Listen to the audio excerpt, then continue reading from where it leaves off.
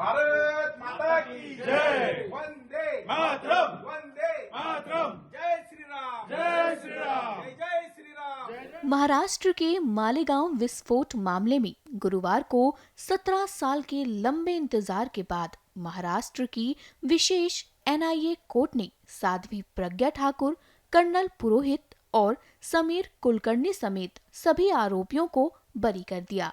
बरी होने वालों में समीर कुलकर्णी भी शामिल हैं, जिसके बाद अब वो अपने घर लौट चुके हैं और उन्होंने कोर्ट को धन्यवाद करते हुए क्या कहा, सुनिए। जय श्री राम, भारत माता की जय। तो कल सम्माननीय विशेष न्यायालय मुंबई ने हमारे निर्दोषत्व के ऊपर ठप्पा लगाया। उसी वक्त सम्माननीय न्यायालय का हमने आभार व्यक्त किया और हृदय से उनको बताया कि आज हमारा पुनर्जन्म हुआ है। ये किसी व्यक्ति की या संस्था संगठन की लड़ाई नहीं थी।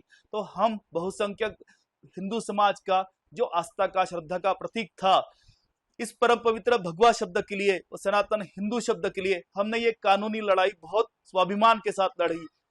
2009 का आम चुनाव सामने रखकर तत्कालीन कांग्रेस का, राज्य का और केंद्र का जो नेतृत्व था, उन्होंने मुस्लिम तुष्टीकरण का घटिया राजनीति किया। मालेगांव के जो पीड़ित टैक्स पेयर है, उनकी जान बचाने में वो सब लोग असमर्थ रहे। उनके मृत्यु के पश्चात भी घटिया राजनीति उन लोगों ने किया। अल्पसंख्यक समाज के साथ छल किया और बहुसंख्यक हिंदू समाज के वोटों के ऊपर दशकों का इस देश के अंदर सत्ता का उपभोग किया। लेकिन इसी हिंदू समाज के साथ उन्होंने गद्दार किया।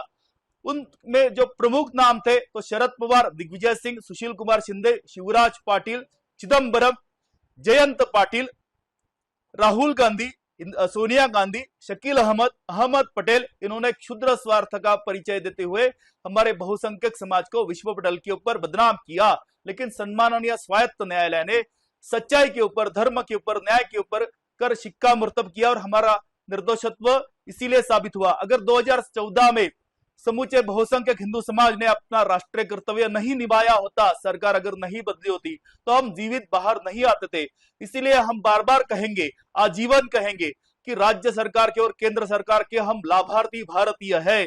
इन्हीं के वजह से हमें जीवन दान मिला है। आज स्वस्थ समाज में आज मैं अपने घर पे बैठा हूं तो उन्हीं सभी कार्यकर्ताओं की वजह से बैठा हूं। इसलिए मैं बार बार समूचे भारतीय समाज को, हिंदू समाज को आह्वान करूंगा कि मरते दम तक कांग्रेस को आप वोट मत कीजिएगा। आज मैं निमित्त था, मेरा जीवन 17 वर्ष बर्बाद हुआ। आगे चल के किसी भी भारतीय का जो टैक्स पेयर है, जो सामाजिक जीवन जीता है, उसका जीवन बर्बाद ना हो, उसके जिंदगी में ऐसा अपमानजनक जीवन ना आए। इसीलिए कांग्रेस का कभी भी आप वोट मत कीजिएगा, यही मेरी आज भावना है। और 2014 में तो सरकार बदली है, लेकिन आगे भी हमने सजगता से अपना राष्ट्रीय धार्मिक कर्तव्य निभाना बहुत जरूरी है। मैं यच्चयावत उन 2014 के मतदाताओं का आभारी हूं। मैं उनका आजीवन ऋणी रहूंगा। बहुत बहुत धन्यवाद। जय हिंदू राष्ट्र, वंदे हिंदू मातरम। हिंदुत्व की विजय सुनिश्चित है। हम हर बार जीतेंगे, बार बार जीतेंगे, क्योंकि हम धर्म के साथ है। यतो धर्मस्ततो जयः। ओम नमः पार्वती पते, हर हर महादेव।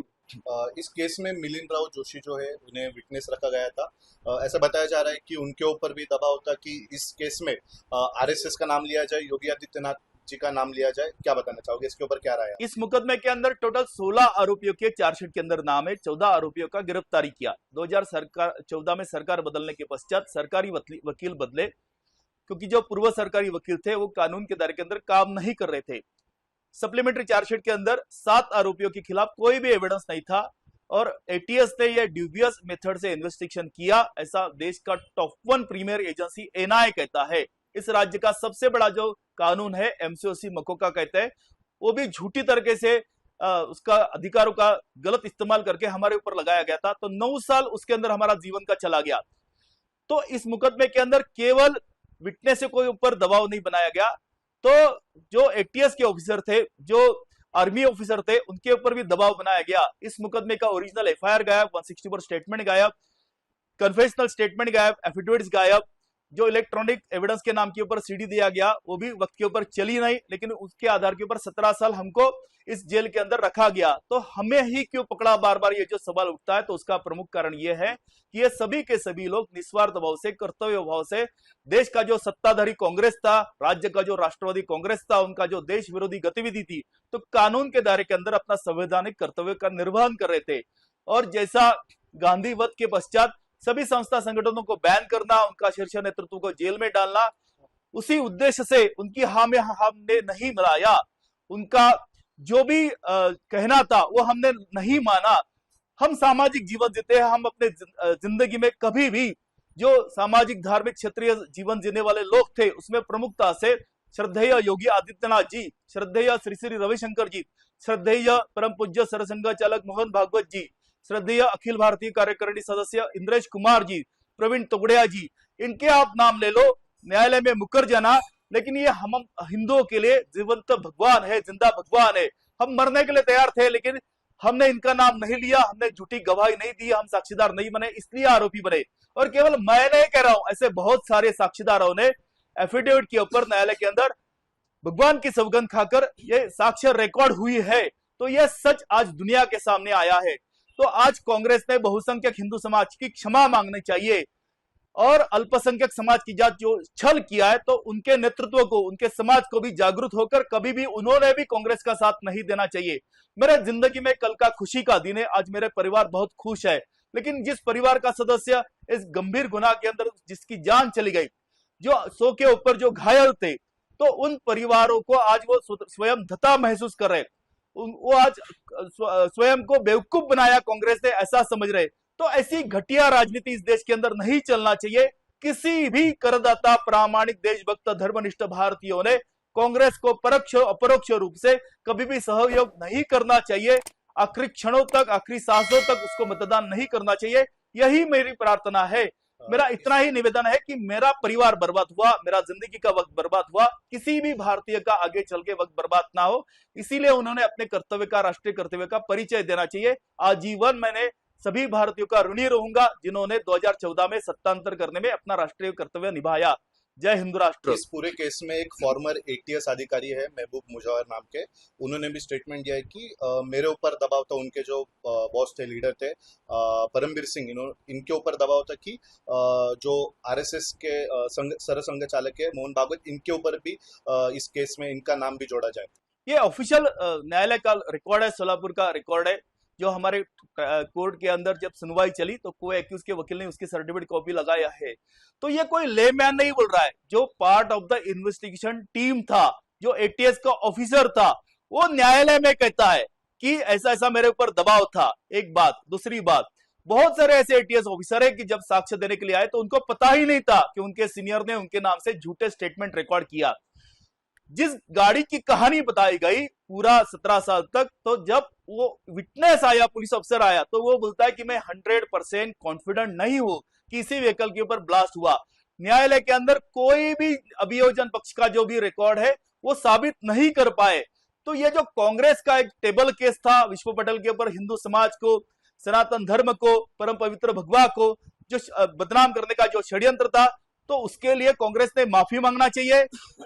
और केवल ये एकमात्र केस नहीं है, तो इसी केस के पश्चात पाकिस्तानी आतंकवादियों को छोड़ दिया समझौता ब्लास्ट में, और राष्ट्रीय स्तर के ऊपर जो अपना नेतृत्व कर रहे थे उनको लटका दिया, लेकिन वो भी निर्दोष छूटे।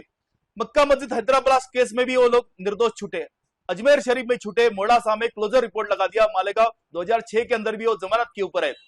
तो ये पूरा का पूरा षड्यंत्र जब आप देखेंगे तो आपको पता चलेगा। और हम हिंदू है, इस सरकार की वजह से छूटे ऐसे सब लोग कह रहे हैं, लेकिन अभी पिछले सप्ताह 7/11/2006 को मुंबई के अंदर जो ट्रेन ब्लास्ट हुए थे, सीरियल ट्रेन ब्लास्ट, उसके अंदर भी 18 वर्ष पश्चात सम्माननीय उच्च न्यायालय ने उनको निर्दोष करार दिया। तो ये कांग्रेस का मोडस ऑपरेंडी था। यहाँ के अल्पसंख्यक समाज के साथ भी उन्होंने गद्दारी किया और बहुसंख्यक हिंदू समाज के साथ भी विश्वासघात किया है। तो ये बार बार कांग्रेस का षड्यंत्र दुनिया के सामने आया है। विद्यमान जो केंद्रीय गृह मंत्री है अमित शाह जी, उनको तड़ीपार करवा दिया गुजरात से। गुजरात की जो DG थे, पुलिस महासंचालक बंजारा साहब थे, उनको भी गुजरात से तड़ीपार करके मुंबई में उनका मुकदमा चलाया। ये सभी के सभी केसेस निर्दोष छूटे हैं, कानून के दायरे के अंदर निर्दोष छूटे हैं। कोई भी अपील में गया नहीं और कोई भी कोर्ट का ऑर्डर सेटिस्फाइड नहीं हुआ। मैं ये बताने की कोशिश कर रहा हूं कि ये एक केस दो केस नहीं है, तो ये घटिया क्षुद्र राजनीति का कांग्रेस का जो षड्यंत्र है, गलती से कसाब जिंदा रहा, नहीं तो 26/11 का हमला भी वो उसी हिंदू समाज के ऊपर वो लोग डालने वाले थे। मुंबई के वो प्रामाणिक ईमानदार पुलिस अफसरों की वजह से कसाब जिंदा रहा। क्या जरूरत थी कसाब को समीर चौधरी का हिंदू आई कार्ड अपने जेब के अंदर रखने की, वो हाथ के अंदर कलावा बांधने की? तो ये जो षड्यंत्र है पाकिस्तान के आईएसआई का, उसका सपोर्ट ये देश द्रोही कांग्रेस कर रही थी, और ऐसे कांग्रेस का विरोध करना हम भारतीयों का आजीवन कर्तव्य है। हमारी आने वाली अगर जो पुरखे आने वाले जो भी हमारी नस्ल है, तो उनके प्रति अगर हम उत्तरदायी है, तो कांग्रेस का नामो निशान इस देश से मिटाना ये अनिवार्य है, ऐसा मैं स्वानुभव से बताना चाहूंगा।